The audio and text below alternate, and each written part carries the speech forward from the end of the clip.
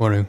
Go back to the project Zira, and Zhirovsky here with, I believe,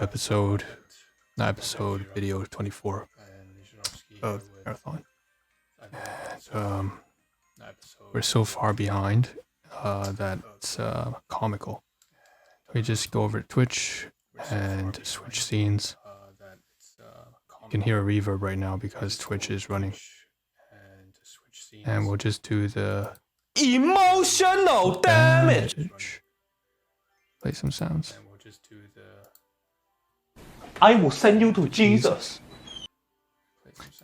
Okay, now we mute it, and we are on our way to getting a recording of the things that we've done over the past, I guess, 18 hours. So, I think first things first, I should not forget something really important. Before we start, I want to go back to the backdrop display, which is really what was once called the reaction display, and showcase that there's some new stuff here.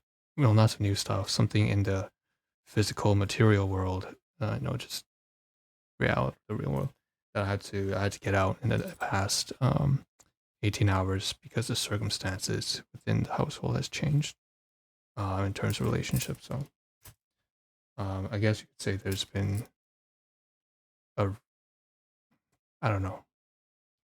I couldn't be more disappointed. So that I have to do something like this. But so these are chains, and that is a spatula. Okay. And then we also have from our workplace, well, you can buy these from Dollarama, but it's basically a utility knife. So just like this. Right. Retractable. So that's something else that I guess I should bear with me to make sure that things don't go out of hand, unfortunately. Anyways, I'll keep that by my side from now on at all times whenever I'm inside this residence, just to be well protected. I have to make sure that I take responsibility and do diligence and obligation to make sure that I can defend myself. Okay? Unfortunately. All right, so that's what's changed a little bit. What I'm going to do now is just get back to the piece of content that I really want to cover. That was just something on the side, which is something I've mentioned before. Unfortunately happens where I am living right now. So what I'm going to do is let's just dive into 50 or so tabs that we had to get through. And this is really why I wanted to just stay on topic of. It's unfortunate I had to bring that up. But this is a comprehensive project, so I have to mention everything. So let's start off with DeviantArt and what its relationship is to what we've been doing. In the past video that would be, I guess, uploaded in like 2 weeks' time or whatever, it was a coverage footage of us trying to finish Linktree and Discords. Discords with an S. We'll showcase that. And there were at least like 20 to 20 tabs, 20 to 25 tabs we closed, but there's still another like 50 left. And that all has to do with just managing the profiles and starting to run each piece by piece in a way that's going to serve the purposes, the goals of our project. We have to get into podcasting, of course, but before that, we also want to get all the platforms synced up and integrated. So the first thing we got to do is just cover here that I dropped by DeviantArt here because I didn't actually finish Linktree before we left. And that's because, well, I think we got distracted with Discords, which we'll talk about briefly. So this Linktree, we have 10 great podcast promotion strategies. We had to leave this up here because we had to refer to it later on. But something that I did manage to finish and complete was, is this a Discord blog? The Discord blog? So I don't know why this is here, honestly. It's not supposed to. Well, I know why it's here, but we should have the link tree up. So just to showcase one more time. Linktree, we did some updating. Here's the pop-up window. It's complete now. The page is fully complete. At Onro, Respite Shelter, Project Zira, Rack Lab 24/7 by Onro. So you can see underneath, there's some new things I added, including the ability to join one of the partnerships as a business opportunity, also enrollment for a certain discount for nutritional products, content reviews. Okay, so tipping jar. So the top 3 here, the top 4 here are actually very much having to do with revenue streams. Below is support and follow, mostly contact forums and joining communities. And then further below is something more interactive. No, not interactive, it's something more passive, but it's basically a comprehensive listing of all the projects that were, all the platforms that were related to. And then at the very bottom is the project shelter, the Respite shelter story, and then covers all of these other platforms that are associated with the content that we produce. The order is not necessarily in the right place, or it doesn't really matter. Honestly, it's just important to have it all up here. So I'm gonna take a couple of screenshots here just to say this is like when it's finished. Okay, so what I'm gonna do is also go to Linktree. Okay, let's see, Linktree. So admin settings, and if we go there, we can also find, go. Right, this is the display. This is a preview of what the page should look like. If we go all the way to the links, you'll find that the most important part for me to have that DeviantArt open was really to have more content available for people to check out. It's all the way at the very bottom because it's not really that important compared to the rest. So TikTok Shorts is there, Medium, Reddit, DeviantArt's there too. Okay, so we can close this Linktree. We can also close Discord blog, right? Welcome to the new era of Discord apps. What's happening to apps? If you use apps frequently on Discord, in the past you may notice things get changed. It's just update to Discord, I guess. Oh, no, it's not. It's more like a reference. Oh, shoot, we can't close this. So, but we can close Linktree, right? We just did. And we can close DeviantArt because we added it to the listing. Okay. What else? I guess is worth just dropping by the previous tasks that we were working on before we ended. We cut off while we were at Discords. We were searching on Zira as a brand name, and it turns out that it didn't actually work out as I planned. So we don't use the I, but ZRA is good enough. It's not a big deal. And then on the same page, we end up clicking on Disboards on Zira. Zira as a different website. There's 2 of them, really. If we start with a Google search on Zira, we'll find that the first one is Zira is an employment or workforce management solution. So Zira Metrology, there's Zira AI-driven workforce management solutions. Again, none of this stuff is really relevant to what we're doing at all. Data-driven insights, schedule a demo, TechCrunch, Crunchbase, and grow your business by empowering people. Below, simplicity and reactions is the one that we're looking for, and basically that's a bot. So through this, and we added this bot over to our server, we actually found other Discord servers, and through this, it was basically a link from Zira, the website, over to Discords, and Discords is a listing of all the bots, but also servers and also profiles. So if we go all the way down, all the way to the very bottom, you have Discord bots, Discord servers, and Discord profiles. So you can see that we created one for ourselves. So basically, we went from trying to find a brand name, trying to solidify the brand ZRA Jira, and then going to Google, doing a search, resulting us in going to Jira, adding that bot, and then coming over here to Discords, because that's where it's located, and creating an account here on Discords. And what this is really just a board for you to host all your servers for advertisement. And I end up creating an account as well. It says 29 members. There's a shelter for lost souls without a stable home nor family. Run, escape, RS, RuneScape. Video uploads 2 to 7 p.m. EST at youtube.com at onrow. Livestream 4 types 24/7. Schedule on twitch.tv/onrow. Right? Learning, community, anime. Just some very basic stuff. And we can view the page here. So discords/servers/onrow. And it's a beautiful web page, honestly. You can search. You have this very long post, which is the exact same post, I think, I put onto the YouTube videos, or it's maybe a succinct version of what else?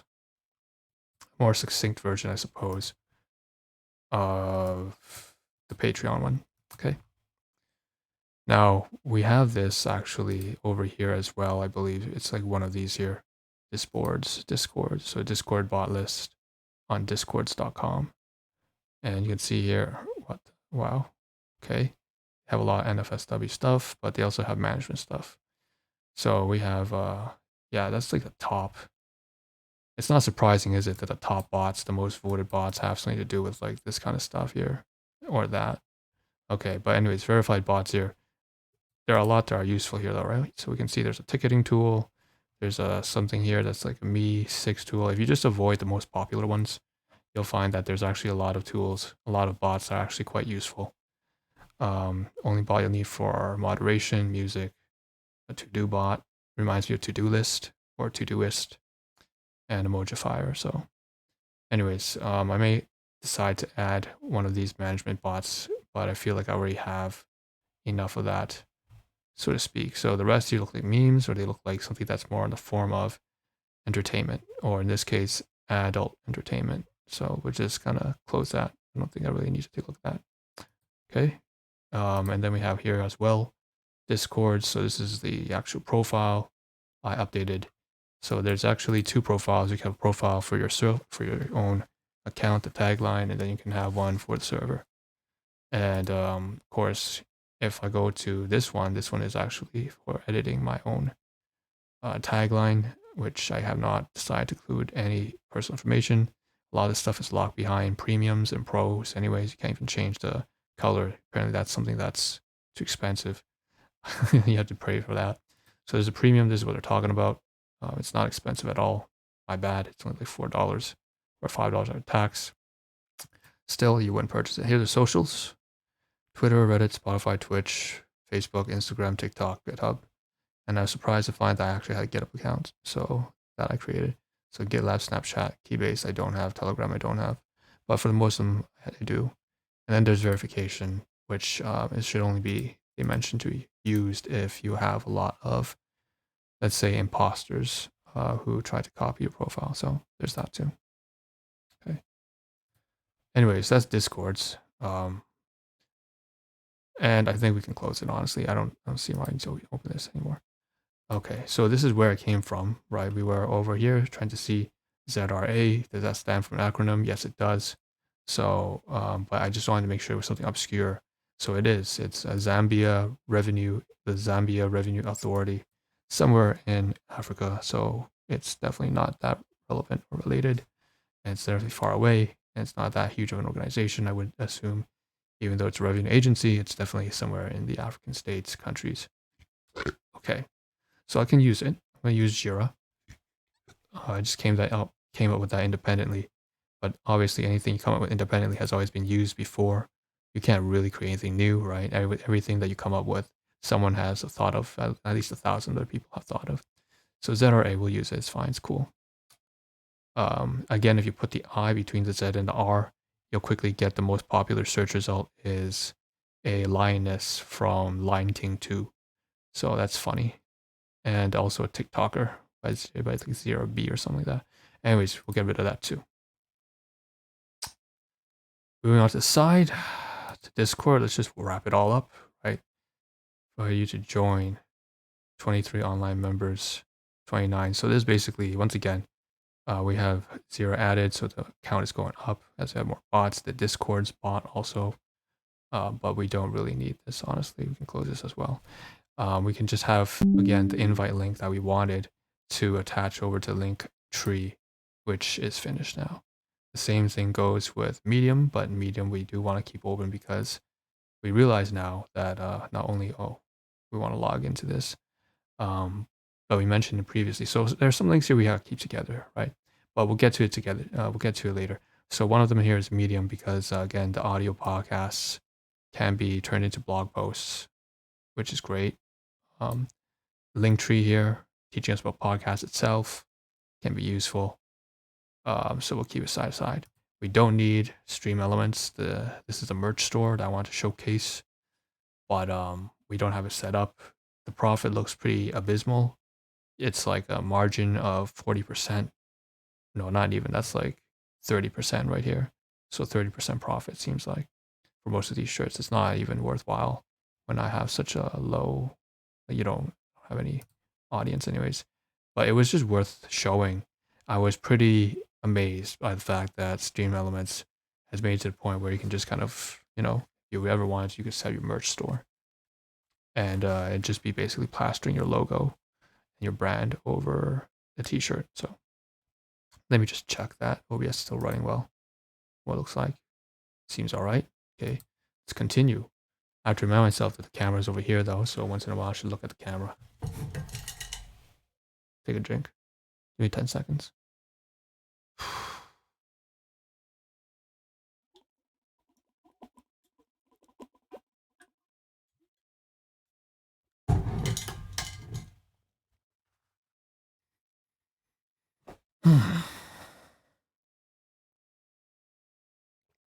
All right. So while we're on the topic of Discord still, lots of stuff for Discord. Knock off this one here. Okay. Why do we have that? Oh, right. We ended up creating another Discord account to switch through back and forth. I noticed that I was getting very cluttered and I wanted to do some experimentation. I have like so many channels. I felt like I kind of bloated my original Discord account with all these like channels on the side here. Okay, here's another reason why it was open. It was also open on this tab because I ended up joining Nutty's server. So Nutty, if you're not familiar, well, he's basically someone who teaches all about what you can do with live streaming software like OBS over on YouTube. So I was basically learning how to back up my OBS studio. And lo and behold, thank goodness, thanks to Nutty and his backup scripts, you can see backup.bat, cleanup.bat, create link, whatever, blah-de-da, which I wanted to download, but did we download it? Hold on. We didn't even download it yet, did we? It's crazy. Oh, that's why, potentially dangerous. Okay, so here's the thing. So we went over to his video. We learned all about it. We listened to it. I almost want to make a reaction on it. I recognize that's kind of boring content though, but Nutty always manages to make it slightly entertaining. Point is, he has some scripts here that he used to automate the process, but he did go over what he would do and what he did do for the first time before he automated it using his scripts that he created, .bat files, right, to use not WinRAR, sorry, but 7-zip to automatically compress your entire OBS folder into another separate location, a copy. He also has scripts to clean the cache and so on and so forth. But ultimately, I decided not to download it because of that warning. I don't know. I trust his software, but I guess I'm a little bit principled still because I look at that and I'm like, no, that the warning's fair. The warning's fair. And I should just generally not download something like that. I don't even know if it's too easy to manipulate that piece of software script. If there's a piece of malware that can take advantage of something like that. I don't know. Maybe it's really no risk at all, but I'm just not going to take the risk. Instead, I just watched this video And I hope that I can see it here because it was a good video, and I want to showcase a little bit of reaction to that. So here are some of the places we went to. So we went on Google. We just searched up how to backup, right? So this is an example of the blog that came up. So following directories, backup your OBS files, settings, screens, sources, profile, blah de da, and installing the same plugins, right? All that kind of stuff, Reaper, OBS NDI. So they broke this blog broke it into 3 steps: reinstalling the same plugins afterwards, making sure that you copy the entire folder, right, from the directory in app data, roaming. Okay, and that's in the hidden directory. And then there's also the full OBS file over in in program files. So those 3 locations, and then also exporting. If you decide not to go over to roaming data, it's quite important that you export and import. But they don't cover in this blog actually. This blog actually just says to copy the files directly and then reinstall. So the best way to back up OBS settings by XBit Labs. Thank you very much. Instead, where we learned to export and import was from here. So OBS Studio, as well as from Google search, frequently asked questions. So this is from Filminator. I've added him. I created a playlist for him because apparently he's someone who's suffering from some, I guess, mental ailments, such as ADHD, some OCD, compulsive behaviors. Anyways, the point is he's trying to make a living by playing games, and basically, which is what he can do, or the limited things that he can do, also by making videos and tutorials like this. And I like how straightforward he is. User setting. So let's just run through this. It's very quick. He's very short and brief to the point. So OBS Studio, how to back or restore your settings. And there's all these great comments down here, but we'll get to that in a moment. So let's go. Use your sources, your scene.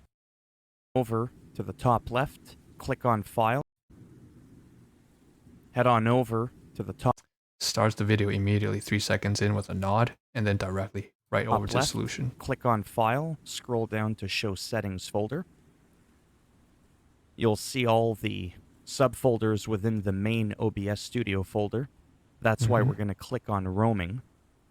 That way we have this folder as one item. Go ahead and right-click on it, scroll to Copy. Right, App Data, View Settings, View Hidden, Roaming. Find your preferred backup location. Right-click and paste.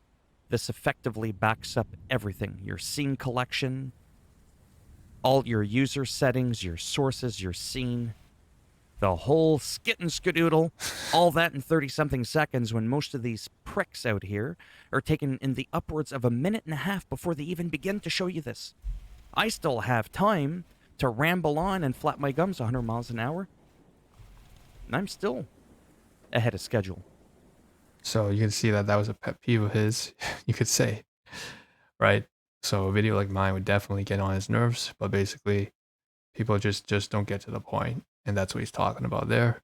But he got to the point, and basically that's it. The rest is all him just, he's just going to cover some basic import export, but the first 50 seconds, he basically covers what you should do to back up your settings. And so you can see down here, it's got 10,000 views. You can down here, I live stream to Twitch, YouTube, can be pretty silly.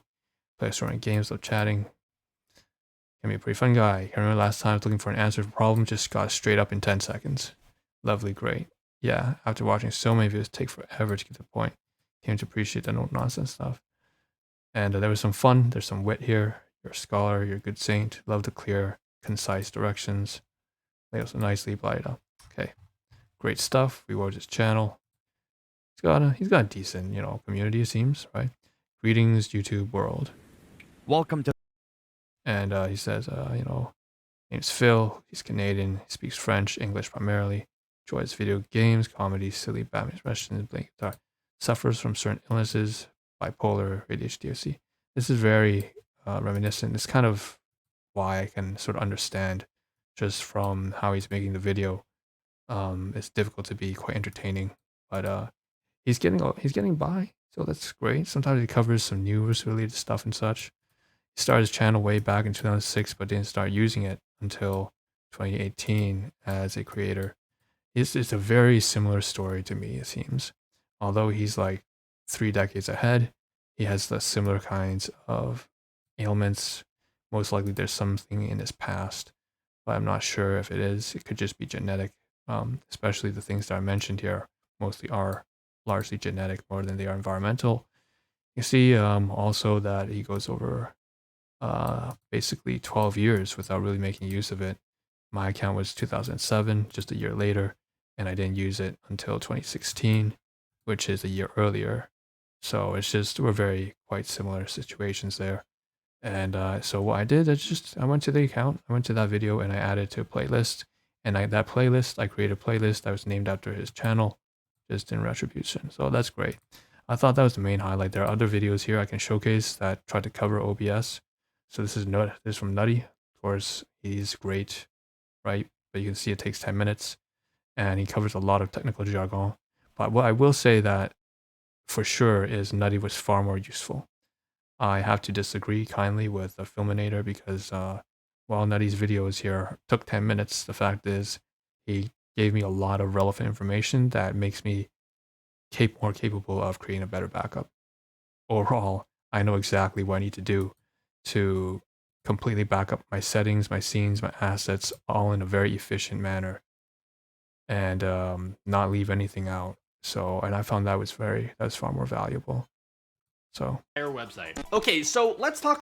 For the record, just going to app data and copying that file it's not going to be enough. If you're going to have your computer totally crash, you got to copy your OBS file over in program files as well, and that'll be 2 locations. But then you have to grab all the different assets from across your entire computer.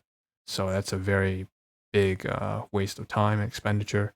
Nutty, what he does is he goes through this, but he mentions creating a portable OBS folder so that and then you have to manually and then later automatically, if you use the script, combine all your assets. You have to create a folder for assets, right? Put all the things that you're going to use for your scenes into that, and then also combine that with the original program files, the plugins associated with OBS Studio, and then even add the app data configurations with the settings and the scene sources, settings, profiles, also into config, which is a folder that you'll create inside the program files OBS Studio. So it's just adding everything into one single folder, calling it portable, adding a little text script there, and then just copying and backing that on up, which he makes a script for called like backup something.bat.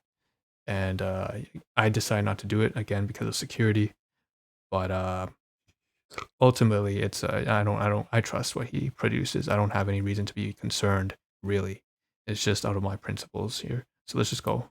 Let's watch this segment here, right? It's like I said, I want to react to his video anyways.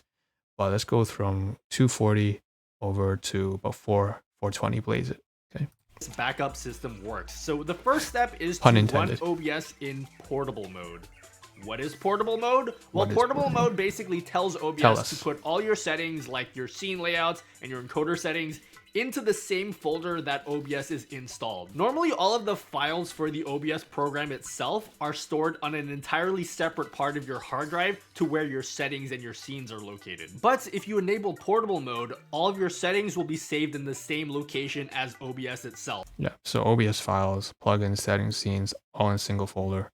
Beautiful. That means you can move your entire OBS folder to another part of your computer. You can throw it into another hard drive. You can even throw it onto a USB stick, and all of your settings will come along with it. And the only thing you need to do to enable... For the record, I'm supposed to actually have the USB. I ended up showcasing some things that I'll need to defend myself, but ironically I didn't showcase the USB, which is a little light blue. Oh, here's what it looks like. But some samples of the USB. Actually, why don't I just switch the scenes for a moment over to OSB. Here's the backdrop, right? Just put it by the light. You can see it. This is an ONN brand USB. It's just basically something you can get from Dollarama. I mean, sorry, not Dollarama, a little better than that, from Walmart. Very cheap. You can get 5 of these for like $30. and every one of these is 16 gigabytes. Okay, so it's more than enough space to carry a full OBS backup. At least because mine uses stream elements, especially. So when I use stream elements, obviously you understand that a lot of the browser, all of the settings here, all of the, sorry, not settings, but the assets that you see on screen come from largely a browser source or held on the cloud on a different website, and I don't have access to that. So substantially less space required, and I don't have a whole lot of scenes that involve a bunch of media assets, so that's great. All right, let's switch back to display and go back to Nutty. Enable portable mode is to go to where your OBS is installed and create. And, you know, again, I really like what Nutty does. A lot of thanks and gratitude to this guy for teaching me so much. Just like Gaming Greers, just like Harris Heller. A new text file called OBS portable mode.txt. You don't actually have to put anything in the text file. I just decided to put the lyrics to the Australian opening for Naruto in there. I told you he makes it entertaining, right? I think it's a great song. He's really cool. But you can leave it empty. Now the next time that that's so awful. They said Sasuke. you open OBS, it will look like all your settings are gone. Oh no. A brand new install, and that's because OBS is totally butchered. For your settings in a totally different folder to where they used to be stored. And you'll actually see that if you go to your OBS folder, there'll be a new folder that says config. This is where all of your yeah, so config, you would place your app data roaming stuff inside config, and then you'd have all the settings in one place. Settings will be stored from now on. So to recover your scenes and settings, you just need to go to where OBS normally stores them. I'll leave that on screen right now. Copy this folder and put it into this new config folder. And hopefully when you next open up OBS, all your settings should be back to normal. If they're not there. And that's pretty crazy, right? I look at that and that just drives me insane. There's no way I would ever be down with creating all those many scenes. I wouldn't do it the first time. I wouldn't even bother backing up. Like, I don't even want to do it the first time. I don't want to create those poll, the prediction, and it's like, so it's just way too much, man. There. He's good. So do you guys see where I'm going with this? If you wanted to create a snapshot of your entire OBS install, then you just need to back up that OBS folder, because that OBS folder includes all your installation files and all your plugins, as well as all of your scenes and all your settings. And the quickest way to take a snapshot is just to right-click your OBS folder, click send to compressed zip file, and then save that to wherever you want. So now, the funny thing is, from this point on, I don't really listen. So like I said, he does have a script here later on, which let's just fast forward a little bit when he talks about the script. Where your backups get saved. The download will include a zip file that has a...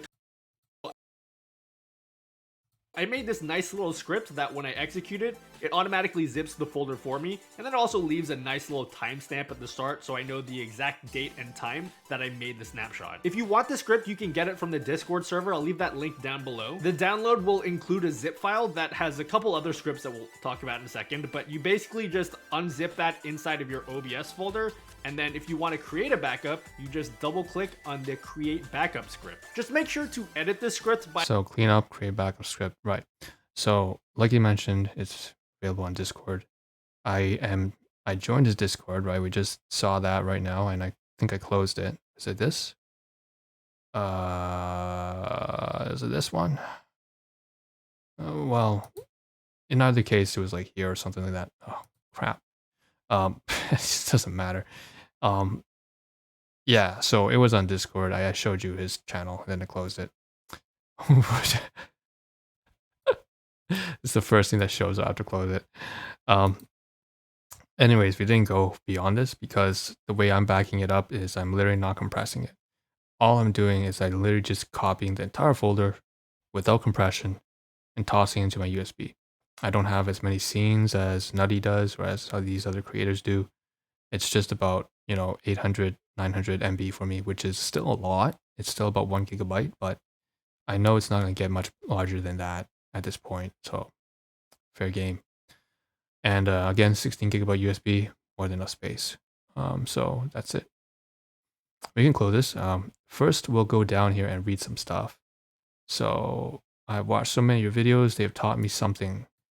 Last They've all taught me something. The last video I watched, thinking to myself, how the hell do you keep coming with content?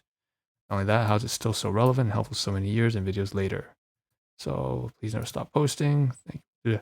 Great videos. Scripts are super useful. Important note. If you use OBS mode in portable from blah, every edit you apply in OBS will not be saved because you're not having admin permissions. So you've got to do a right click on the exe and then run it as administrator every time, or move it out of the program C files to a less sensible one like an external device, so on and so forth. So and then there's more stuff here, but basically a lot of people just thanking Nutty because Nutty's pretty amazing. Thanks. I wish you could make a more automated process for everyone that doesn't know about this and all that stuff. So great stuff here, troubleshooting, and a great community that's built up. Okay, more stuff. Here's another person teaching how to back up and restore OBS settings. OBS export and import profile settings, OBS tutorial. Learn how to back up. Wow, this one's getting pretty redundant.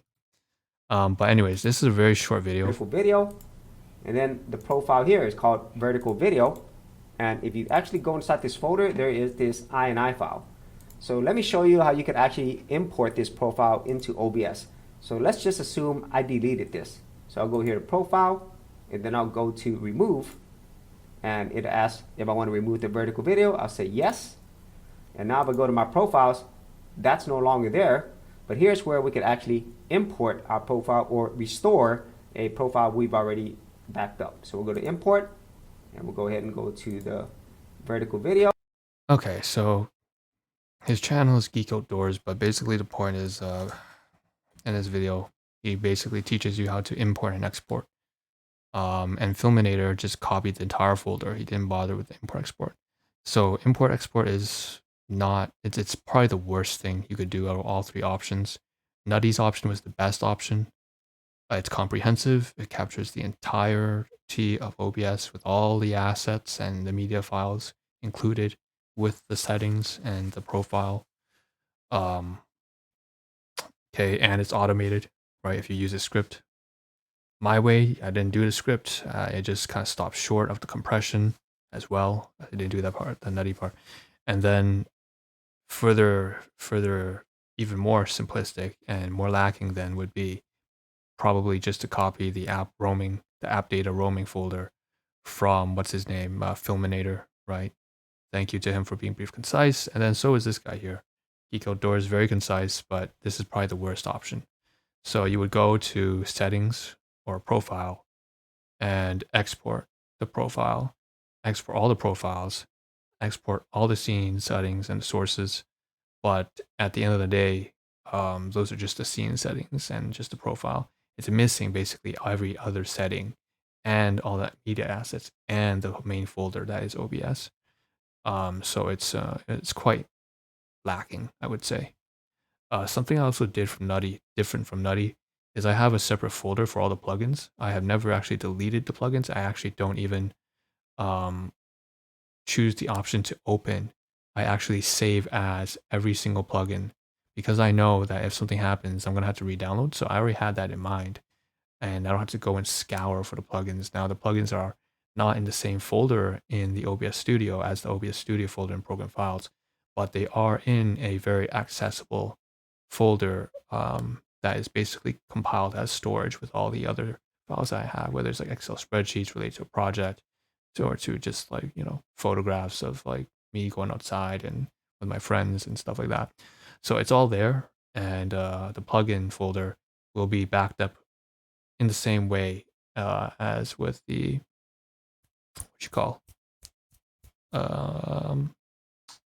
well, basically everything that is in OBS. Okay, and that's also in the USB now. So I'm very happy to say that that's kind of finished. That was driving me nuts. That was one of those things that I knew was making me procrastinate. I was not getting to that for quite some time, and then it was annoying because that stupid tab was open, just reminding me to get it done, despite it having, you know, a plethora of research and then steps, and then you have to make a decision on which one's the best one, and then had to tweak it a little bit, and then you have to actually do it and make sure that nothing goes wrong, and I have to go and grab the USB and back. It's just so much headache. But it is going to be worthwhile now that I know exactly how to do it right. I can do this and make sure I'm secure now to know that if my laptop crashes, you know, which is not something that's out of this world, actually. It's just a laptop. It's not like a desktop. It's not as sturdy. I will be able to basically reopen OBS, reinstall everything, probably have it up and running within like 30 minutes to 45 minutes. Maybe certainly less than an hour, just on a completely different computer. So that'd be great. That's very good, because otherwise it would take me not a day or two or even a week or months, not even a month. It'd take me probably over a month just to find the motivation to actually get started and then rebuild all the scenes from scratch, especially the interactive widget. Oh God, what a headache that would be. So I'm feeling a lot more at peace. Not only that now it's done, but that I actually had the backup. So okay, so we can close that now. And thanks to all the creators there for helping me get by. Okay, so where were we before we went into OBS backups and Discord? Where were we? Discord? Was it Discord? We're at Linktree, right? So Linktree was we're just wrapping up Linktree, and if that's the case, you know, I think we can just sort of go through all the things that we finished that were associated with the profiles that we had to source over to Linktree. So first of all, we had a surprise from GitHub. Turns out that our GitHub account was actually still active, and I'm very happy to say that we could add this over to Discord's. And we updated the profile. We updated a little bit of the profile here as well, the description. Again, I'm not a programmer by any means, so it's not like I actually need to use this. I did end up using Python for a while, and if I can see if I have repositories or projects, it'd be interesting here. Doesn't have repositories, how about projects? Maybe Python's here. Jump in, build like a spreadsheet, project table, let's get like live canvas. So no, I don't have any projects. Do you have any backups? It does seem like it. Code spaces, marketplace, explore. It's funny because I do remember that on my other laptop I was working on Python, and I tried to basically back it up over to GitHub. I'm not sure where it is right now, but I can't find it. It's probably because I have no idea how that works. I'm not a programmer. Access security, stream repositories, Visual Studio Code for the web. Okay, that's what we were using. We were using Visual Studio Code to work on Python. And that was some stuff I learned from the library, basically. Appearance. Okay, day theme, night theme. Okay. Anyways, that's GitHub. Bye. Pretty simple. Okay, what else happened? Well, we did a search for GitHub, and I actually went to that by just searching it online to see how high the rank would be. Turns out that I'm actually at the very top of my search, which is great. No conflicts. HCAPTCHA. Why do we need this? I think this is also because of Discord, honestly. Probably joined a different server and then asked me, to verify. And then I got curious for the first time and decided, okay, why don't we go to HCAPTCHA and see what the hell that's all about. And so privacy focus, security first, and why. Yeah. Okay, it's not particularly useful for me. It's for, you can see here, it's for enterprise businesses and pro. So that's something that I'll be able to use for sure. Okay, put it away. On the mention of verification, of course, we have the Discords, public Discord servers. Okay, yeah, this is on Disboard, right? So I added this bot as well. So there's Discords, and then there's Disboard. So there's a little play on words there. But the point is, we were trying to figure out how to, again, convert our private into a community public channel. And that's basically what that all is all about. And that's it. Okay. I think that's about it. So let's just close it off here. Yeah, it's all small stuff here, right? We have, yeah, okay, that's great. So we can close that too. Next, Disboards, guidelines,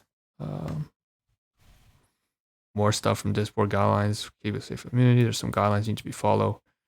Again, this is just like terms, rules and terms. Use of bot scripts automatically is not allowed. You can't automatically bump review threads. You have to do it manually. A bunch of other stuff as well, like don't cuss, censor, okay? So you have your servers, you have your reviews, you have your settings. You have the servers I have here, right? There's only one. Yeah. It's just a regular thing. Okay, close it, bye. What else happened? Okay, so this happened. We went to settings here on our channel. And we went over to permissions, upload defaults. And we had to update the description here. And we still do need to update it, to be honest. The links here, we haven't tested whether or not. So you can see all the links here on Twitch, YouTube, Instagram have https://www. So each of these is like 10 characters, and you just duplicate that all the way down across. Some don't have the www, but it's still all the same. Takes up another like excess 8 characters per line. And we replaced that for this over here. Okay, that has the WordPress websites, all three of them, not just one. Project Rija, Jurovsky, a home link page. We have the link tree now. It's actually here, and then we have the 2 channels on YouTube as well. So in retrospect, in Exchange, we delete all the HTTPS because that's just obvious by default. So that's that. Okay, so we're gonna have to try and copy this, and we're gonna see what happens if we paste it over onto YouTube, which we're not gonna do now. We're gonna do it off stream after this ends. Speaking of which, I guess that also applies for this. So this is the basic info.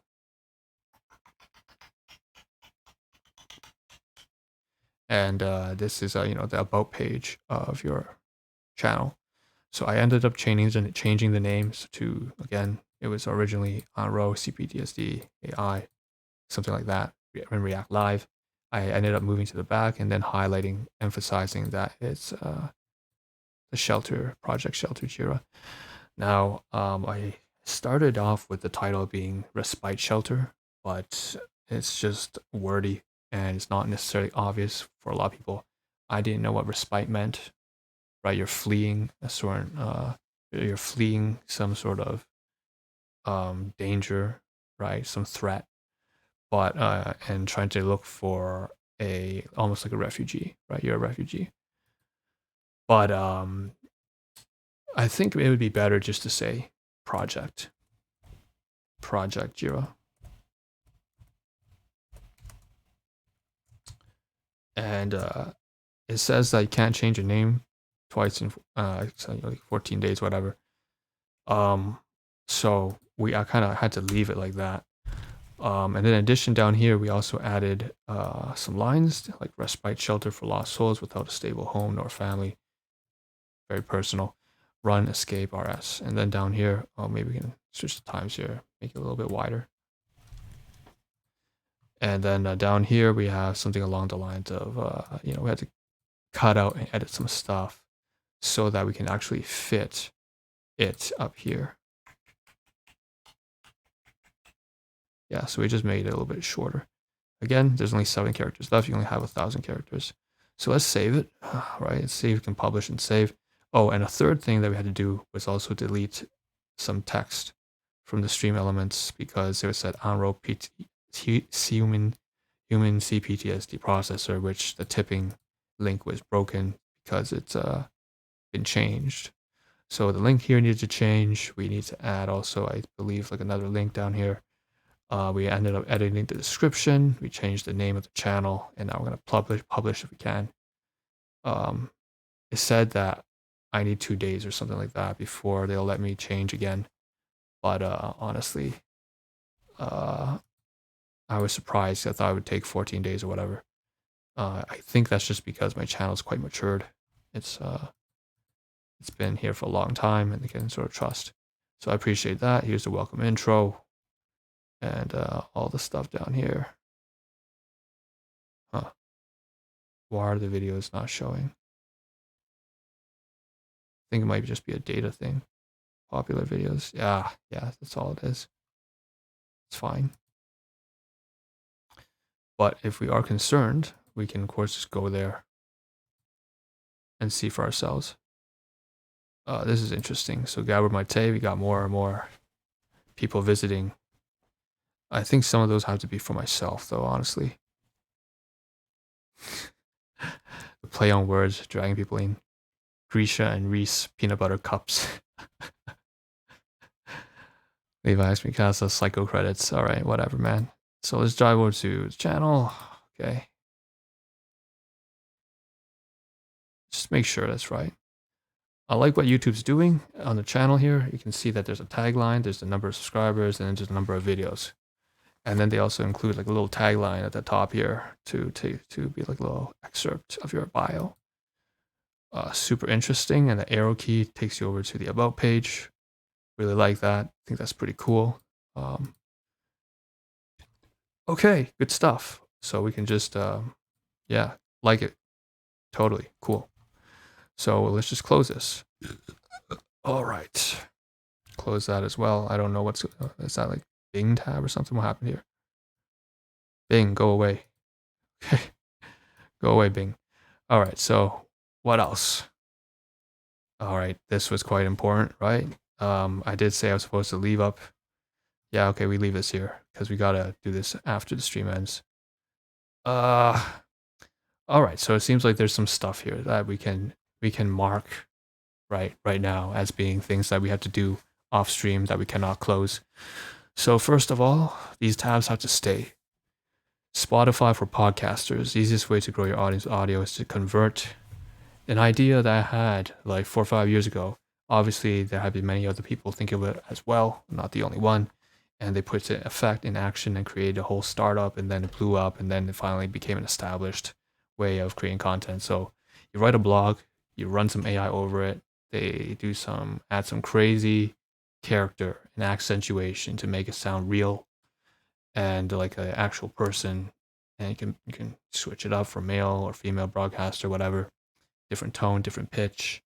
Then you can add your tags, add all the different podcast, what you want to call it, podcast sites, and then finally, oh shoot, I didn't realize that's not buttoned up this entire time. Okay, and then you'll be good to go to post your blog as a podcast. So a holiday blog post on WordPress, New Year, and first blog post converting over, and that's that. So yeah, good stuff. Next one here is Spotify for podcasters again, but this one's for learning. So again, I'd love to go through this kind of stuff. That's for later. This one here is no, that we're not keeping that. We're keeping this. Again, this one is for updating the what you call the description for the YouTube uploads, the video uploads. But then there's one really related to the podcasting once again, and that's Medium. So Medium logging in, can't do that obviously on stream. I'm gonna do that off stream, log into Medium, and then what I noticed is they had this AI that's embedded into my blog post from like 3 years past. Now they have that thing, and it will read my article to them, to the viewers. So I thought that was super, super interesting. Anyway, so these 4 tabs have to stay open for sure. And all 3 of these here had to do with podcasting. So go figure. Okay. Good stuff. That's great. Beforehand, we had so many other tabs that we cannot close off, and that's because they were all related to a bunch of other topics like OBS backups, another to like Discord or whatever, another to Linktree.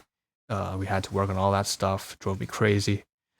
But now all this stuff here, we can just kind of finish it, be done with it, and it feels really good. So we have So let's just run through it all. Okay, so let's run through it all.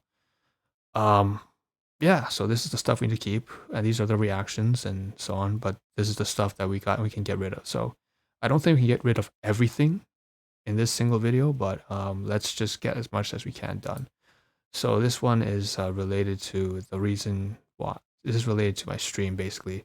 The stream elements bot, I wanted to speak more often, more frequently, and I saved the settings as having, 0 chat lines before they speak. But I can tell if I look on stream right now, that's not working. It's too bad, it's disappointing. And we'll just close it. It's not working, it's not working. Another one here, open here, most likely because we want to copy the link from YouTube and paste it over on Linktree. Another reason could also be that we want to copy the description down here and post it over onto something like Medium if we want to update a platform. I know we had to update our Pinterest, so we just copied it, posted there. You can close this, goodbye. You don't need that either. Linktree, podcasting. Here's one that we need to keep again because it's related to podcasting. All right, cool. So we have 4 tabs here related to podcasting, and we'll have more actually still. This one is cuckold. So we have some memes here because the cuckold is the husband of an adulterous wife, someone who cheats. And then the male is someone who's subservient and unwittingly continues to invest parental effort to raise the child who is not actually his own biological offspring. So basically a weak man, a simp, a man whose wife is sexually unfaithful, a cuckold, weak servile men. Now this one's used more as an insult in today's era. So, but anyways, I just wanted to search this up. Thought it was funny. Why did I search this up? And the reason why is because, okay, so we have one of these videos here. What was it? A cuck. Right, there was this drama it was like penguins. So Moist Critical was having some drama with Sneeko. Or it's the other way around, really, because Sneeko is being dumb and getting really upset about some stuff. Unfortunately, I don't know what else to say about that. You can have your own opinions. This term kept getting thrown back and forth between penguins and Sneeko about Sneeko being a cuck. And then it's just I was like, okay, let's just get the real term up here. I was wondering whether or not it's actually really a word or is it just one of those made up terms. And so I thought it was just a meme, right? But it's actually a real word. Of course, you can see up here the first definition here is slang, which is what we have come to associate with the meme. But then there's also a second meaning, and it's actually rooted in biology. So that was very interesting for me. I learned something new. Okay, I don't search the memes very often. I'm not a very meme-able person because I take things really too seriously sometimes. So that's why I don't actually search up memes often. So you could say I learned something new over there. Okay, what's happening to apps? So we're back to Discord. Welcome to the new era of Discord. And for the record, I feel like we want to react a little bit to something over here with Sneeko and Moist Critical, but I don't want to get involved too often. So it'll just be fun to watch, I guess. But I don't want to get involved because there's just way too much drama anyways in everyone's life. Mine as well. I just want to avoid it all. Over here we have email. So we have Gmail here. You can see I'm just at such more I'm so much more uplifted knowing that I've already backed up the OBS studio and now I can just clear all this junk here from the side. So hey Kikio. So okay, what is this? Right, so I verified, create a new Discord, blah. Because I noticed I was getting cluttered, and I guess it would help to know how to access. I thought it was interesting because I noticed like a couple of years ago, Twitter mentioned you could have you could log in to multiple different Twitter accounts. You can manage all the different accounts, so to speak. And I thought that was interesting because at the time I was considering having multiple different aliases operating at the same time. Obviously that didn't work out right. You would need like a social media marketing agency because that's just too much work for one person. You can't manage, 10 different channels at the same time. not even 3 really. But at the time I was considering doing something like that. That was a couple of years ago. So I guess that kind of brought the life out of me, inspired me to try and see if I could at least, have 2 Discord accounts, especially if one's getting super cluttered. Just learning more about Discord in general, because if I'm going to create a community, I should learn how to use Discord. So anyways, welcome to the new era of Discord apps. What's happening to apps? So this one, what is this? It was an update. Was it? No, it was on bots. So basically I had added the bot from Discords and also from Zira. And I had to learn how to use commands. And I still don't really know how to use commands, to be honest. But I did test it on that new account with a slash. And I could see that one of my biggest mistakes was putting the slash and then just typing in the text. But you can just let it pull up the menu first, because there's a little bar on the side that demonstrates the slash commands for all the different bots, and I hadn't bothered to take a look at that. I didn't realize. So it would basically list all the commands for every single bot there, and I realized, oh, that's what it's supposed to do. But what's happening to apps? So previously, if you use apps on Discord, they were what? They would use, the old way was to be talking to a bot. So you would send a message, and then it would read that message that you sent it, and then it would do what it was supposed to. Now the new way is to type slash, right? Just like I mentioned, bring up a menu of all available commands in the server, select the one you want. These are called slash commands. We love using them. This one really takes me back. It reminds me when I used to play MapleStory. For those of you OGs way back, in 2006, 2006 was when it was in beta. That was Maple Global.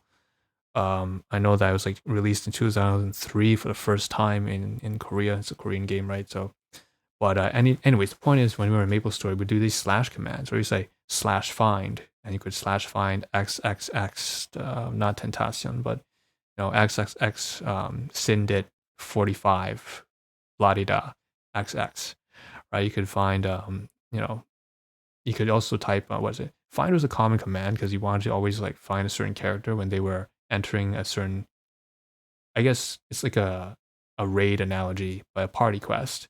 A PQ is what we call it. So joining PQ, and you could only have certain number of people and only one group in per channel. So you would basically do slash find to find out whether or not the people inside had left. And I can't remember the term that we used, but it's like it's a leak, right? It's a private leak.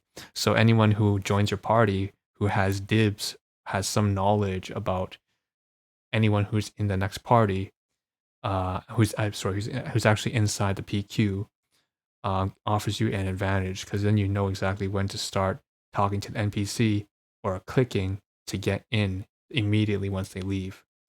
So that was something that's it's a throwback right here, and I guess that's what it reminds me of. But we can get rid of that now as well. So goodbye to the slash commands. All right, Quora. What do we have from Quora here? So this was when I was popping over once again to, I think it was just again that Discord thing, and then we saw on Gmail another eye-catching headline, and then we got distracted. Well, somewhat, because we clicked on the links, we didn't read it. We said we'll save it for later. We got work to do, and so one of them here is from someone here asking, "Is it wrong to be a stoic person?"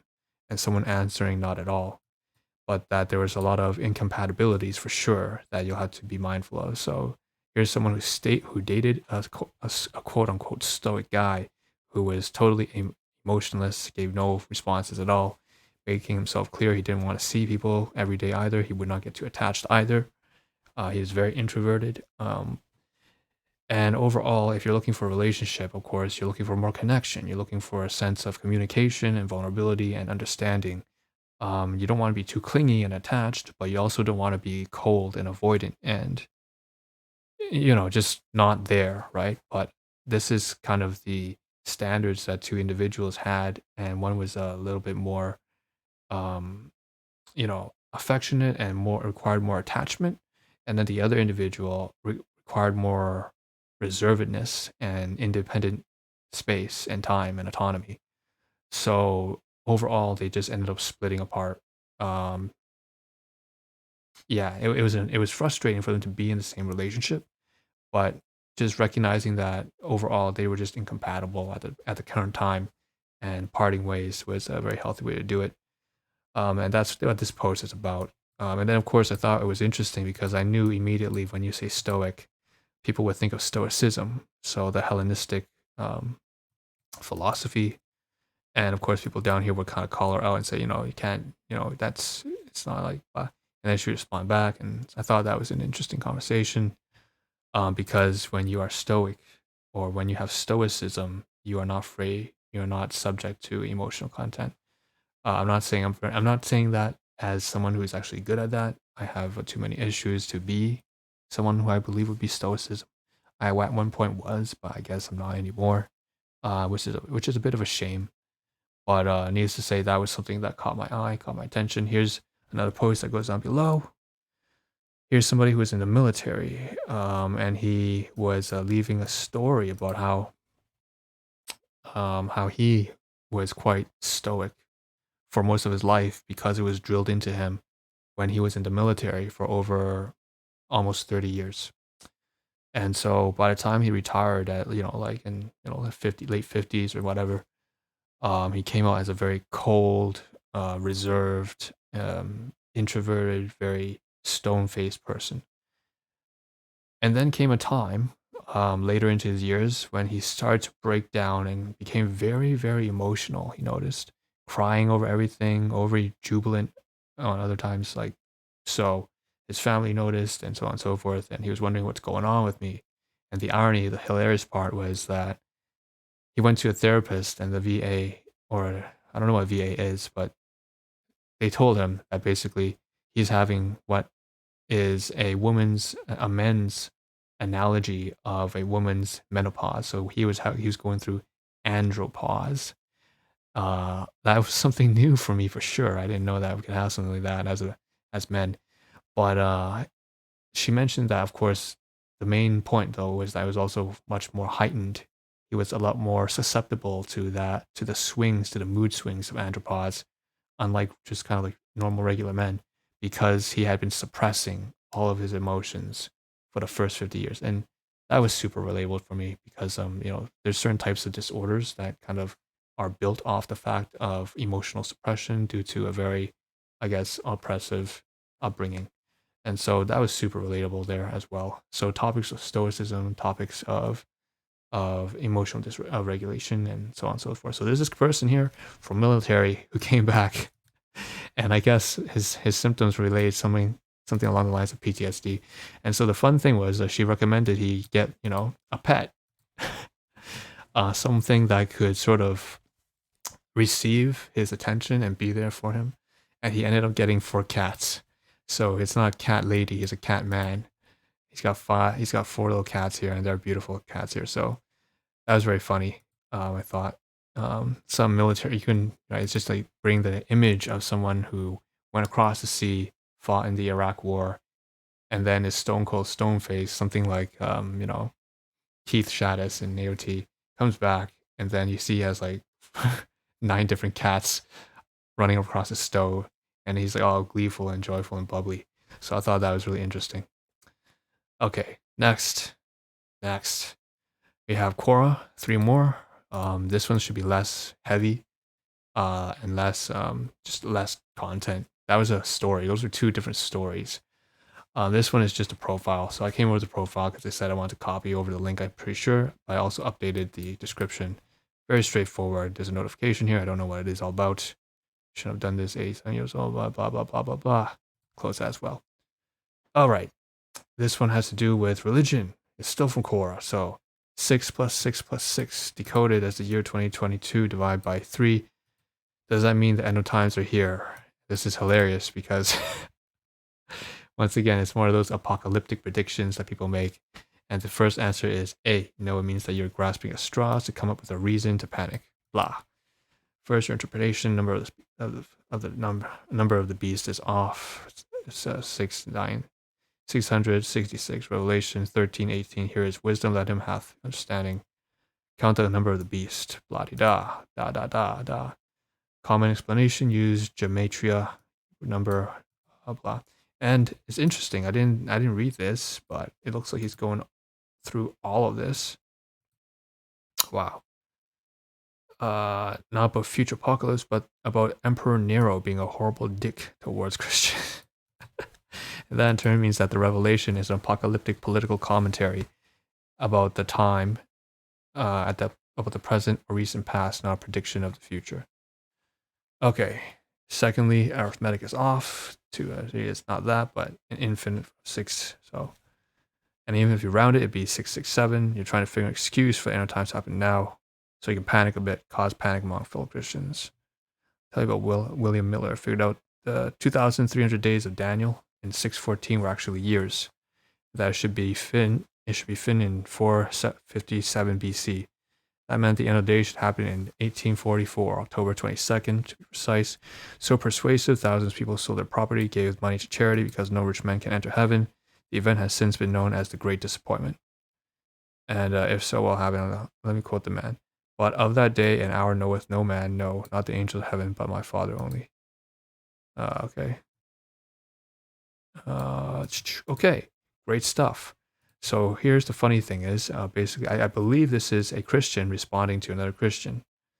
And man, I thought that was super cool. So I'll just save this. I'm going to upvote this, and I want to save it because, I'm not necessarily religious myself. I guess somewhat I am, but it's a complicated matter, right, for everyone. I'm just going to upvote it and save it. I always like learning about this kind of stuff. Super interesting. Let's see if there are comments here. What has 2/3 got to do with the year 2022 anyway?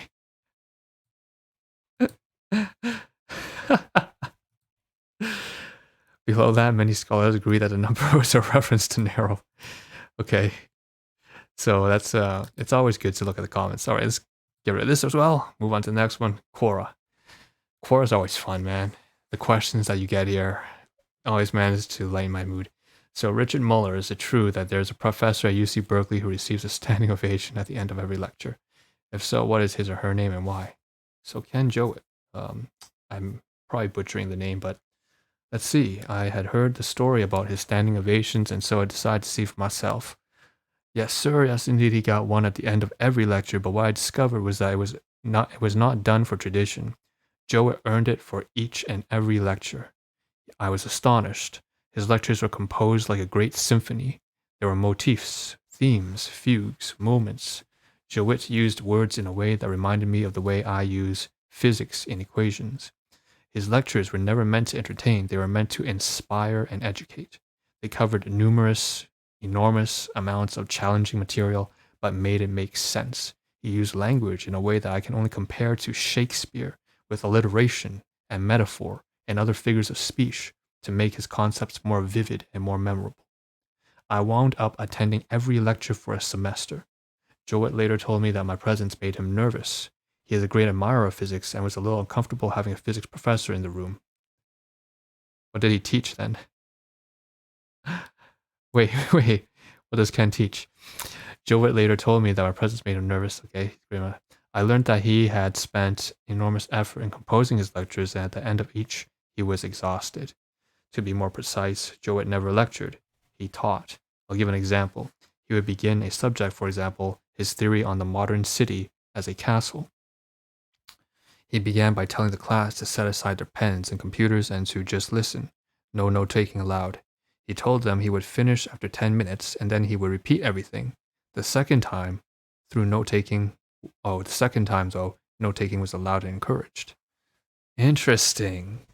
I wish every professor had done that when I was in, because then you can actually, that's something I always had to do. I was always in conflict deciding, right? Are you going to sit there and just be intent and pay attention to what the professor or an instructor has to say?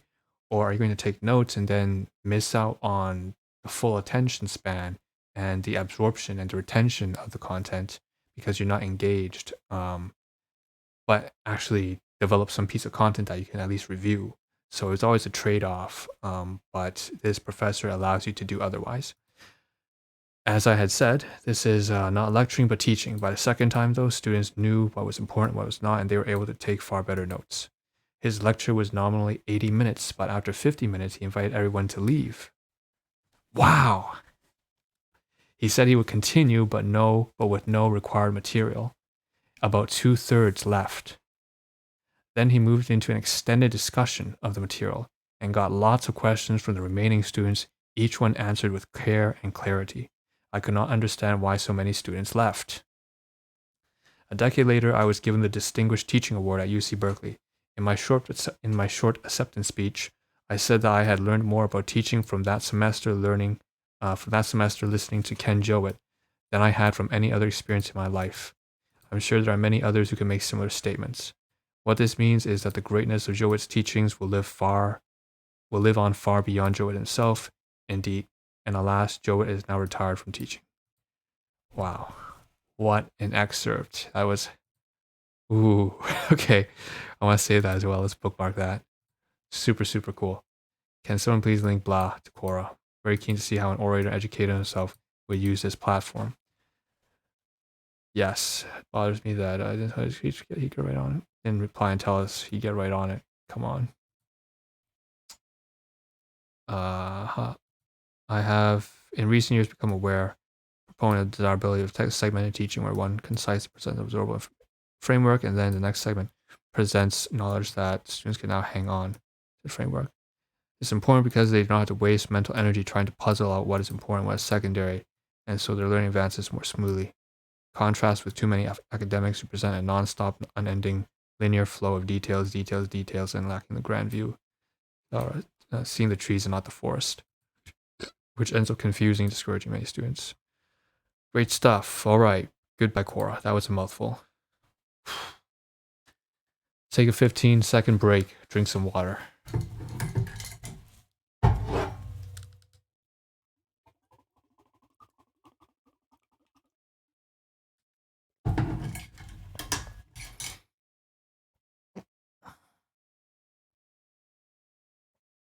Oh, man. Good stuff. You know what? I think this video is running on pretty long. Let me see if I actually have that much to cover that I can't do it in this video. It seems like, most of this stuff I can. Okay, we can wrap it up. All right. I thought that we might have to make a second video behind the scenes, and that was making me really nervous. Thank goodness I don't. Okay, we don't have that much left to cover. So Amazon, we brought this up because why? We wanted to basically go to Amazon and see whether or not we could create our a small store and put that on Linktree, but we cannot. And again, the reason was that we closed the tab, but the reason was because in that tab we visited Amazon and it requires a business registration number. We do not have an officially registered business. That's pretty cool. I'm glad I don't have that done because it would just put more on my plate right now. Close it. Goodbye. Next. So this is if this then that AI services related somewhat to LinkedIn. I mean, not LinkedIn, but if this and that. So we were trying to piece together all the components of what? Of uploading our videos over and then trying to get it to post over to Reddit, which we realized we had to stop because it required a certain amount of karma, like 10 comment karma, which is different from the karma that you just received from upvotes, and something else as well. So overall, I just couldn't do that. But if this and that would have been able to help me link to that. What I realized when I was going to that app and turning it off so that it wouldn't send a notice over to Reddit anymore, because I wasn't keen on continuing to send more videos that would just get rejected from Reddit, from YouTube, because that would just probably eventually lead to a warning or a red flag that I'm sending things that are inappropriate to Reddit. And then they might start to ban or remove my account, take actions against me. And I don't want that to happen. So I decided to turn off the applet, only to figure out on the side that if this and that was starting to introduce AI, artificial intelligence services. So we are launching 3 AI services today, all designed to save you time and increase your productivity. Try them for free by signing up for an If This Then That Pro trial, blah-de-da. AI social content generator, social creator, content creator, summarizer, super interesting. So supercharge your automated posts, generate unique content, and you can link that in, right? AI generate tweets from your blog posts, generate LinkedIn updates for your blog posts, and then there's a content creator and the summarizer. And the great thing is you combine this with all the triggers, so you can use the AI to create some piece of content, and then you can use a later trigger to send it down the line, to post it over onto Reddit or something. Yeah, it's great. Can be combined with triggers, actions, almost 800 services now available, partnerships. And here's a video here, but the thing is, hashtag this and that AI. But the thing is, of course, it's all for premium. So I'm very happy to say that I still don't have to pay attention to this either, because it'd just be another thing on my plate to do. Let's watch a short snippet from this video and see what he has to say here. Hey, it's Trip with IFT, and I want to pop in to show you. Now I know how to say it. If this and that, it's just called IFT. So IFTTT, IFT. 3 new AI tools live on IFT today. Let's get started. The first is the content creator. With the AI content creator, you can create long-form blogs and outlines just by giving the tool a quick prompt. For example, you can use IFT's note widget to quickly jot down content ideas, and boom, a fully functional blog is created and saved into Google Docs. Number 2, the social creator. With the AI social creator, you can create short social media posts designed for Twitter, Facebook, and LinkedIn. For example, you just published a new blog and want to help promote that blog through your social channels. With IFT, you can connect your RSS feed to AI. So whenever a new blog is published, a tweet is automatically written and published through Twitter. And finally, the AI summarizer. This tool lets you summarize meeting notes or blogs from your favorite news source. I'm getting the good gist of what it does. It was pretty straightforward. I guess I just wanted to stretch out a little bit. And then down here you can see you may also like the top applets of 2023 on IFT. How to show you what you're watching on YouTube or Discord. How to use the delay feature in IFT and Bida. Simple works with Netflix, SoundCloud, Twitch, YouTube Music. Show your friends what YouTube video you're currently watching, viewing, displaying the custom status on your profile. I wonder if this requires you to use Pro. Download the pre-mid extension at the Chrome store. Add the extension to your Chrome browser. Pin pre-mid. Go to YouTube, select the pin pre-mid extension. Every time you watch YouTube videos, the title will automatically display on your Discord user profile. Note to stop sharing. Okay. Blah. Another way is to create a YouTube watch party. With this feature, up to 10 people watch the same video. Okay. Go to Discord server, click on add a video, paste, invite your friends and usernames. That's it. Automate YouTube and Discord with IFT. Many ways you can automate. Start automating your Discord, creating an IFT account, connect both services, choose a trigger, set up every time you post like a certain video will send out to the corresponding message to the Discord channel. Now I already have one here, I believe. If we can go to here, try if this and that. This is the same page, so we'll go is see if I can check out my applets. And I do believe one here is for Discord. Right, so every time you start a new stream on Twitch, post a message to Discord. Blah, great. So that one's already running. And I don't feel like it's particularly necessary that I create one for the YouTube videos yet. Since that one is already being done in general across. I guess I could, but I mean, videos you upload. Okay, so we'll consider that, but I can close this tab as well. Okay. In fact, the most important one here is probably the watching while I'm watching. I want to try that pre-mid extension, and I think that'd be interesting. In fact, we can probably try right now. All we have to do is go over to extensions, right? And see if we can find open add-ons, Edge add-ons. We want to see if they have that. So you can see pre-mid,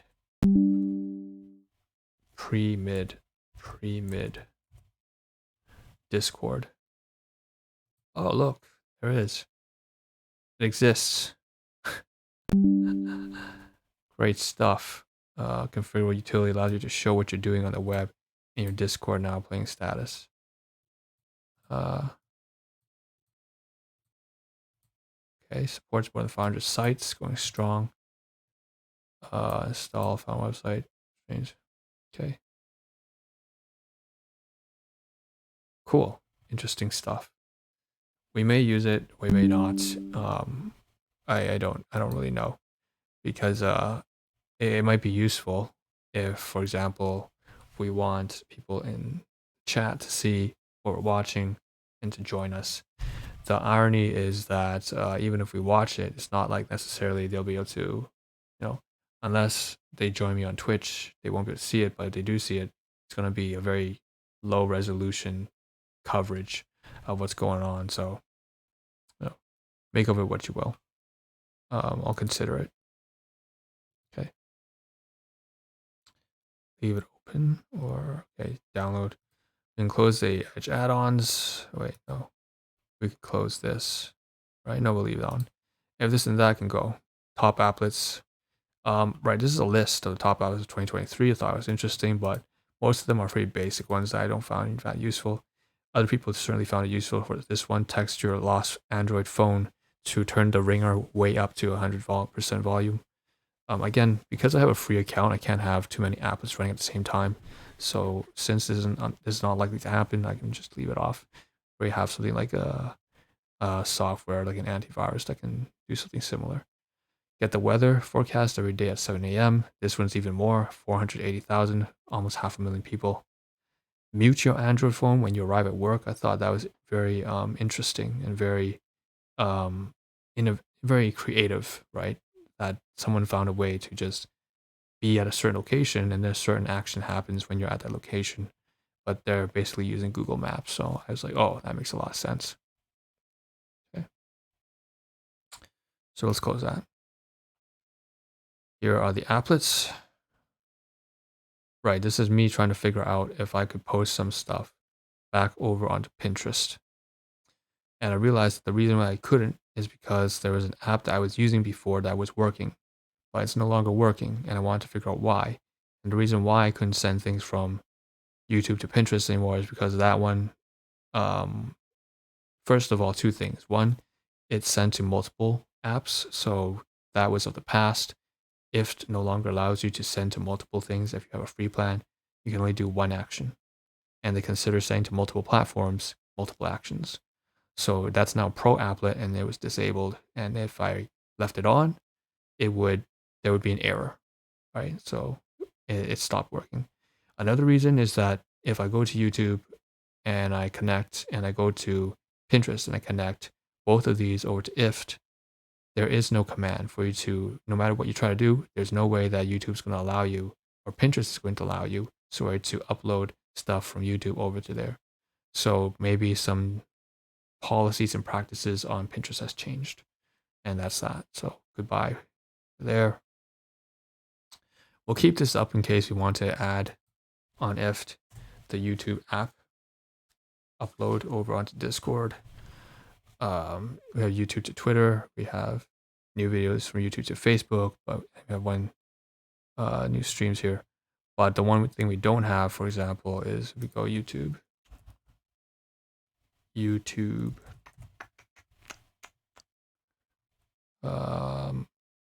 explore,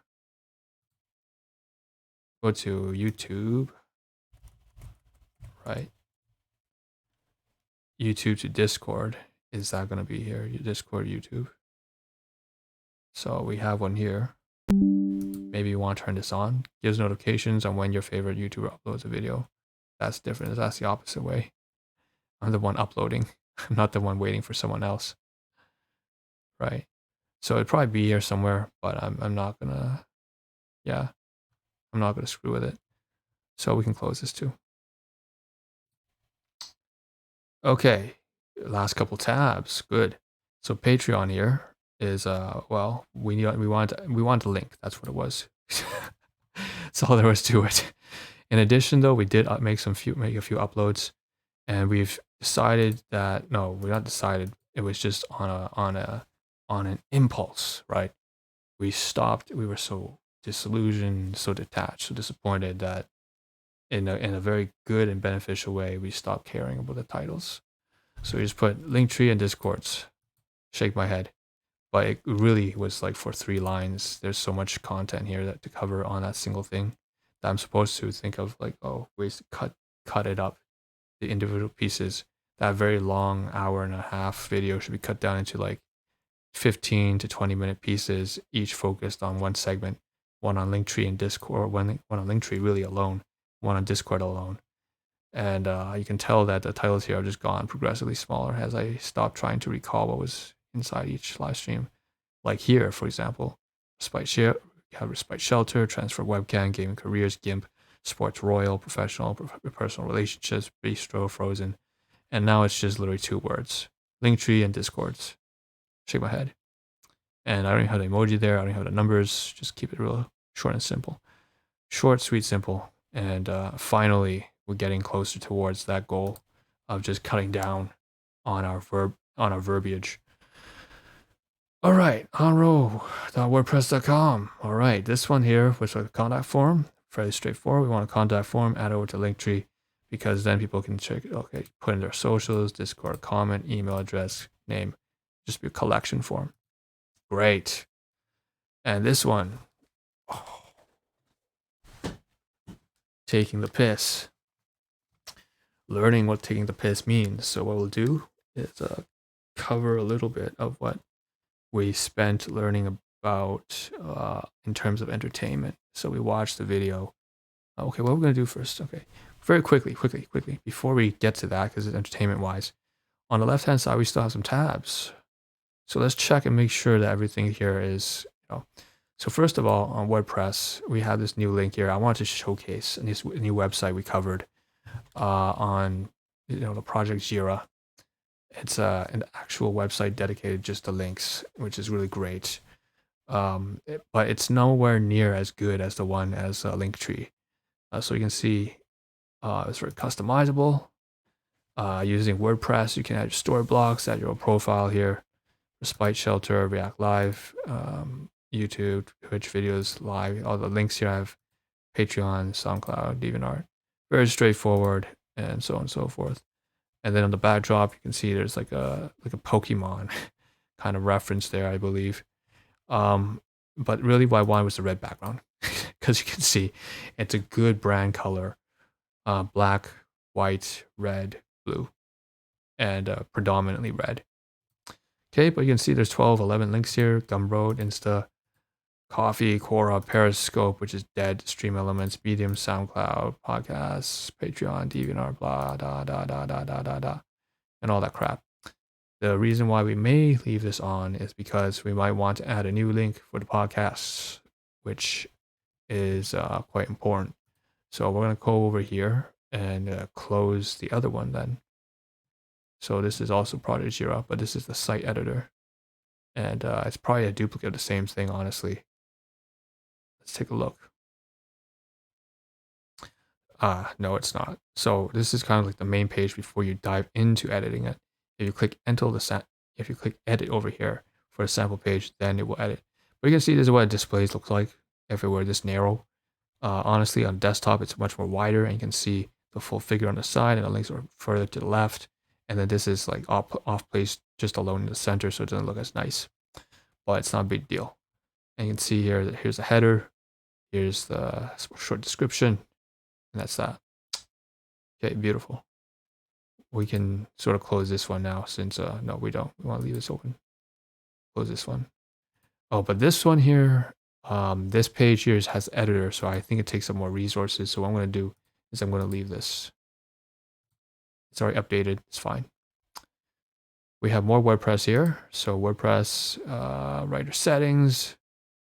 So this has more to do with the podcast as well. So I'm going to move this on WordPress all the way over here to the back next to Linktree, because that's basically having to do with podcasting. So does this, one of these two here. Put your site in a pocket.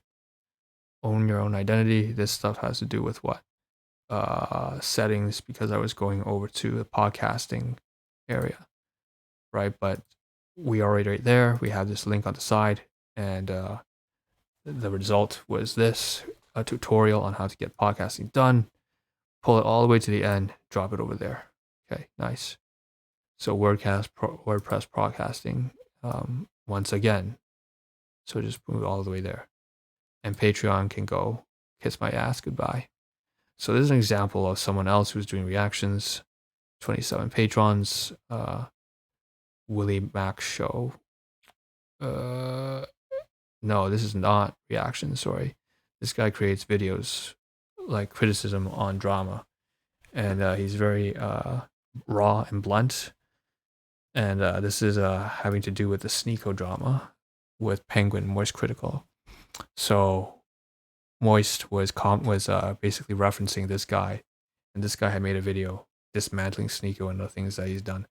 So overall, it's just some general stuff on petty stuff. I don't want to really cover too much. I just want to see his pricing model, and his is more expensive, but it makes sense that he's more expensive because he produces stuff that actually requires a lot of time to edit and piece together. So, but he's still quite humble about it. He says the homies, the mega homies, there's a lot of money, he says, to give every month to some guy making YouTube videos. So thank you so much. Huge support for myself and the channel. I really appreciate that. Thank you for your hard-earned money. Message me back, blah.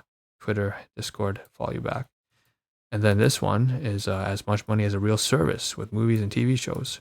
I don't have any higher tiers in this because I don't want people to pay me more when they could buy better service for less. So thank you so much. Genuinely humbled. Message me Twitter, Discord name, feel free to blah anytime.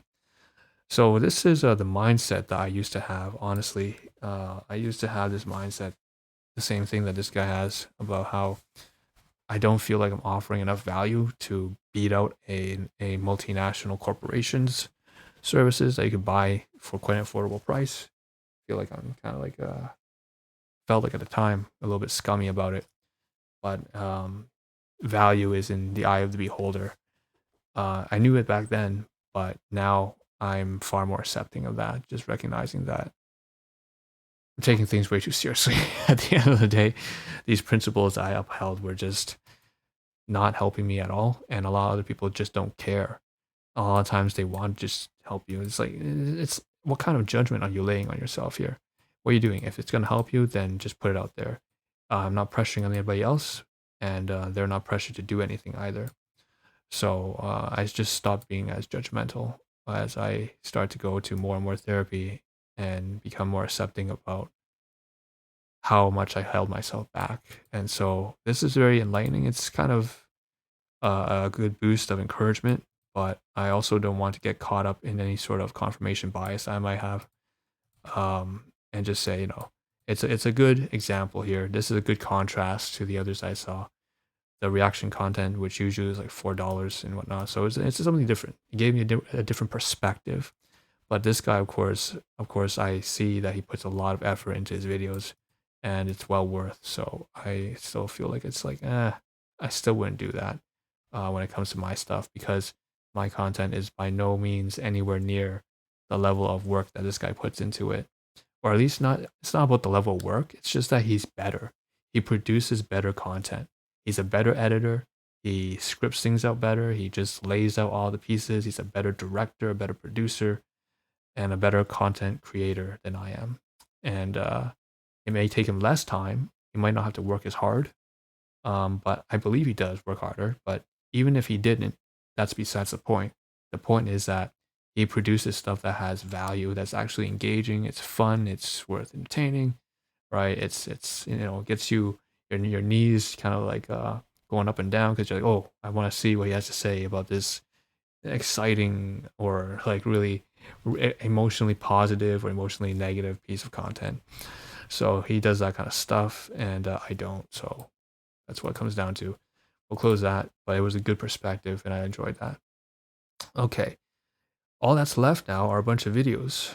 I think one of these is actually with my accounts. I'll close that. Most likely after, yeah, I will close that because it's going to take a while, I think, before I create the whole podcasting system using Spotify for podcasters. That's basically what this is, right? And then we'll have to link up the Apple Music or iTunes and whatever, like usually all of them all together. Deezer, Podbean, SoundCloud, Apple iTunes, add everything all together. And then we'll have a bunch of accounts all just for podcasting, which we'll have to add into the spreadsheet that has more or less a listing of the accounts. Okay. I see there's also another drive here. This probably has to do OBS backup, and yes, it does. So we can close this as well. Let's cover this quickly. So you can see here OBS Python, streamer bot, gaming career LUTs, all the different filters, gradient source, all the plugins, all the installers, all the zip folders, blah de da. Great stuff. Move on up. Okay. Up that folder. We can see also there's an extraction of an export of all the settings and so on and so forth. So that was kind of interesting, I guess. But what I realize now looking on this is shit. These are probably out of date. These were before I made some changes to the browser overlay. So what I'm going to do is I'm going to delete that actually. Yeah, I'm going to delete these four. And we're going to go into this OBS Studio backup. We're going to rename it. What's it? 2024? 2023? We're going to go inside. We're going to make some changes. Okay. And that should close off this video. What's it at the very back here? Taking the piss. We still have to cover that, do we? So we'll go over here inside the OBS folder. Sorry, that's not the OBS folder. Yeah, right in here. And we're going to go over to one of our folders. So let's say the videos one. Dive over to Windows PC. We're going to go deep into it. The program files, not deep, just very lightly. OBS Studio. Go ahead, highlight assets, and highlight config. OBS Studio plugin config. All right.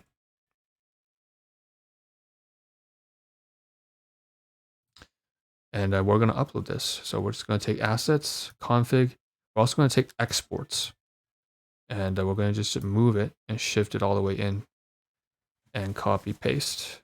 Oh, also OBS portable mode.txt. So these will all be new. And we're just going to dump them in right here. Okay. Perfect. This is the most recent backup from just literally like 18 hours ago, so less than a day. And it's going to take a long time to upload, but it's okay. It's not a big deal. Files can't be empty, so they could not upload OBS portable. Okay, doesn't matter. Well, that's a shame. Okay, so why don't we type something in? Because Nutty himself mentioned that it doesn't matter if you have something inside or not. Last time what he did, he mentioned in this video, right? We watched that just recently. He put the whole what did he put? He typed in the Australian Naruto anthem, like intro, sorry, not anthem. I can just say N or X. N. We'll save that. Toss this in as well. Right. And hopefully that uploads. It's done. It should be done. They're working on it. Uploading pretty quickly. It says 64.6 megabytes, 177. We can dive out, go into this folder and delete this because this one is, I believe, the right OBS Python. What's that all about? OBS Python. Cache, scripts, library. Okay. Gaming LUTs. I don't know what it's all about, honestly. I just know that this is the most recent one.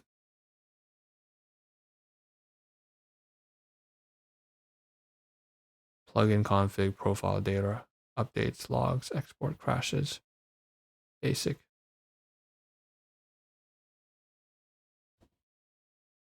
Oh, shoot, this might be the wrong one.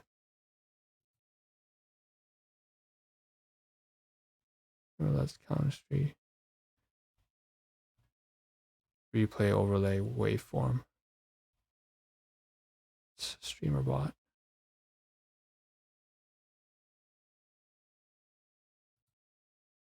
Oh god, this is bad. It might be the wrong one. Scripts library. Python 66.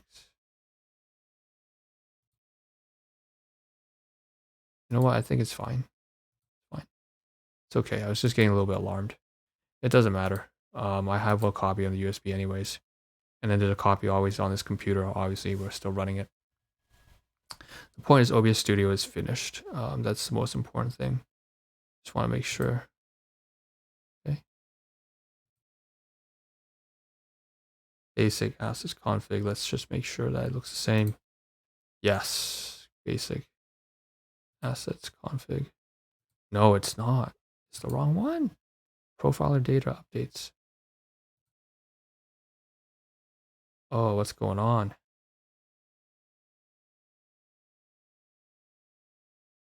Oh, we didn't update we didn't actually put in this OBS folder, did we? Oh, shoot, that makes a lot of sense. So we didn't back up the original file at all. Shit. Okay, never mind. Let's cancel it. Cancel this. Cancel, cancel, cancel, cancel, cancel. Cancel culture. Oof. Oof. Just cancel. Cancel. Close. We're gonna have to delete this entire thing. Delete the whole thing. Trash. Trash it. Alright. Bye. And we're just gonna toss this entire folder right here. Straight from program files. 868 MB. Toss it right here. Oh god. Huge file. It's calculating. And we'll get back to that later. Let's go to recycling bin, make sure we get rid of that 300 probably MB worth of space. What? No, don't leave. What do you mean leave? No, don't. What do you mean? What do you mean go? What's wrong? Okay, fine. Let's go back to our main. It's loading. OBS Studio, uploading, calculating. So I think that's where we'll leave it. Oh, right. Last thing. So taking the piss. What was that all about? It's got to do with entertainment. Because we were reacting. No, we were watching, not reacting. We want to react to a recommendation from my sibling about a progressive metal band called Polyphia. And I think a lot of people know, I guess, they're kind of mainstream at this point, as I was told. I didn't know them personally. It was a recommendation from my sibling, right? And they do great stuff. And when I was just basically, yesterday afternoon, I was really downtrodden, totally overwhelmed. But there was also just a lot of like chatterboxing behind, a lot of gossip and ridicule going around inside the household, and that was getting to me as well. So overall, between the drama and the amount of work, I just kind of like cracked. I just stayed there, kind of cradled in the bed, like a broken little like pussy shit. And anyways, and I ended up just wasting like 4 or 5 hours for the first time in a long time watching videos without actually doing any reactions and not in any structured format. It was like a Polyphia for the most part, reactions to Polyphia and their song that was Playing God. And then later on, what was it, Ego Death with Steve Val. So there was that. And basically one of the reactors is someone from, he's a pretty old man, I think from the 60s 70s. And he said in the comments there, it was something along the lines of people commenting, and this guy has like 400,000. He's a good following. In fact, why don't I just go over here? While I'm talking about this, it's right here. It's one of these. Oh no, that's all Sneeko, man. That's not. No. What I just hear, Polyphia, Playing God, Aussie Metalheads, no. Yeah, you can bet it's just somebody here. One of these ratchets here, Unhinged Reactions, it's not you, but someone here was talking about how he was so enthusiastic. It was so much fun watching him get excited over the music. And then there was also a reactor who was very just kind of not very reactive at all. He was more like throwing some shade here and there, but it wasn't like actual shade. It was more like some fun banter, just some sliding in some digs, right? Just sliding some digs to rip on he's just getting, in other words, I saw in the comments someone was referring to the behavior of taking the piss, right? This is a master class on how to take a piss on other people. um and anyways, I was trying to understand what does it mean. Does it mean what it sounds like? And no, it doesn't. It's taking the piss is a colloquial term meaning to mock at the expense of others or to be joking. So I didn't know about that. And this is without an element or of offense. It's just sometimes raises a question, taking a piss, and so on and so forth. And so I didn't know that. Anyways, English meaning seems to be a London thing. I think that makes fair. It's fair because while some people actually don't realize, whatever, British slang. Okay, that's why, right? It's from the UK, so and that makes sense because the person who I was watching react to Polyphia, he was British, and or he was like, someone from the UK. I don't know. He had that vibe to it. All right, that's it. So we're done. What we can do just to make sure everything's a little bit more synchronized and organized is we can probably drag all these YouTube things over to that side if we want. And then on off this video, what we'll do is we'll just get all this stuff here done. So if this and that, let's try the pre-mid installation, see how it works, can get it to play, showcase what I'm doing over from Twitch over onto YouTube. Another way is to get YouTube. Another thing I have to get YouTube is to update this description. Also copy paste some of the update descriptions over on this Excel spreadsheet over to Discord, Twitch, and so on and so forth. And then, of course, we may consider creating the account for podcasting right now, and then closing that spreadsheet that has all the accounts on it,